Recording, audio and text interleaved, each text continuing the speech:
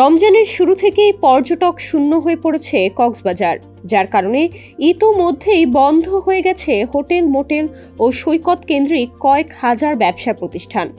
গত 4.5 মাস ভালো ব্যবসা হলেও রমজানের শুরুতেই চরম খরা দেখা দেয়ায় ব্যবসায়ীদের দুশ্চিন্তার শেষ নেই।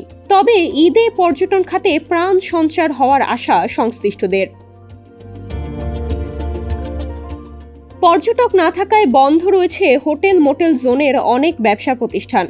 এরই ফাঁকে ঈদের ছুটিতে ব্যাপক পর্যটক সমাগমের আশায় কিছু হোটেল, রেস্তোরাঁয় চলছে সংস্কার কাজ।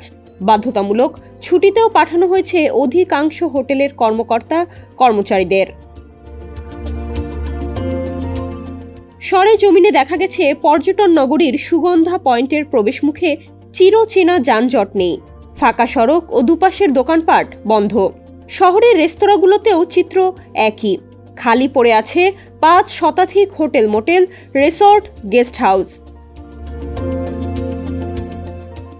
এদিকে রোজার মাসে পর্যটক টানতে কক্সবাজারের হোটেল কর্তৃপক্ষ কক্ষ ভাড়ার বিপরীতে সর্বোচ্চ 70% ছাড়ের ঘোষণা দিয়েছে।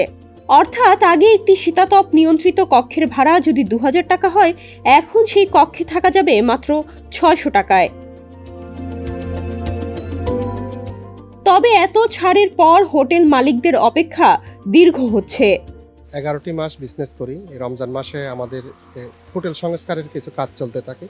তা আমরা রমজান মাসে সাধারণত তেমন একটা গেস্ট আশাও করি না, এবং গেস্ট নিয়ে আমাদের তত একটা মাথা ব্যথা থাকে না। আমাদের মূল টার্গেট থাকে হোটেল সংস্কার।